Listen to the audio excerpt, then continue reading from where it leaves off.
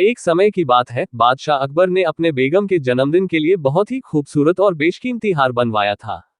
जब जन्मदिन आया तो बादशाह अकबर ने वह हार अपनी बेगम को तोहफे में दे दिया, जो उनकी बेगम को बहुत पसंद आया।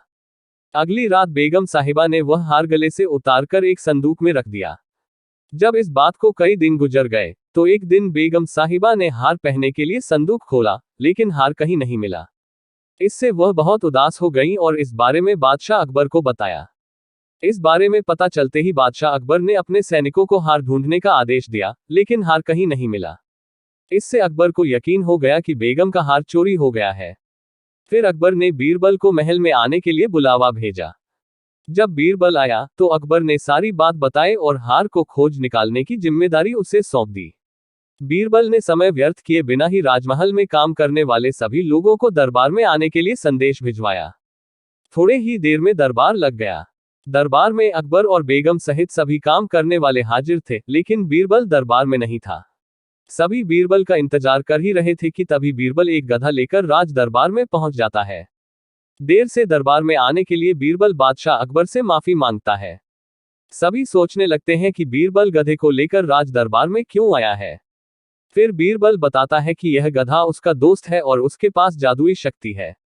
यह शाही हार चुराने वाले का नाम बता सकता है। इसके बाद बीरबल जादुई गधे को सबसे नजदीक वाले कमरे में ले जाकर बांध देता है और कहता है कि सभी एक एक करके कमरे में जाएं और गधे की पूंछ पकड़कर चिल्लाएं, जहां पनाह मैंने चोरी नहीं की है। साथ ही बीरबल कहता है कि आप सभी की आवाज दरबार तक आनी चाहिए। सभी के पूंछ पकड़कर चिल्लाने के बाद आखिर में गधा बताएगा कि चोरी किसने की है। इसके बाद सभी कमरे के बाहर एक लाइन में खड़े हो गए और एक एक करके सभी ने कमरे में जाना शुरू कर दिया। जो भी कमरे के अंदर जाता तो पूंछ पकड़कर चिल्लाना शुरू कर देता, जहां पनाह मैंने चोरी नहीं की है। जब सभी का नंबर आ जाता है तो अंत में बीरबल कमरे में जाता है और कुछ देर बाद कमरे से बाहर आ जाता है। फिर बीरबल सभी काम करने वालों के पास जाकर उन्हें दोनों हाथ सामने करने को बोलता है और एक एक करके सभी के हाथ सूंघने लगता है। बीरबल की इस हरकत को देखकर सभी हैरान हो जाते हैं। ऐसे ही सूंघते सूंघते एक काम करने वाले का हाथ पकड़कर बीरबल जोर से बोलता है, जहां पनाह इसने चोरी की है। ये सुनकर अकबर बीरबल से कहते हैं, तुम इतने यकीन के साथ कैसे कह सकते हो कि चोरी इस सेवक ने ही की है? क्या तुम्हें जादुई गधे ने इसका नाम बताया है? तब बीरबल बोलता है, जहां पनाह यह गधा जादुई नहीं है। यह बाकी गधों की तरह साधारण ही है। बस मैंने इस गधे की पूंछ पर एक खास तरह का इत्र लगाया है। सभी सेवकों ने गधे की पूंछ को पकड़ा, बस इस चोर को छोड़कर। इसलिए इसके हाथ से इत्र की खुशबू नहीं आ रही है।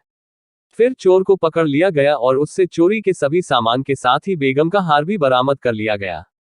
बीरबल की इस अक्लमंदी की सभी ने सराहना की और बेगम ने खुश होकर बादशाह अकबर से उसे उपहार भी दिलवाया।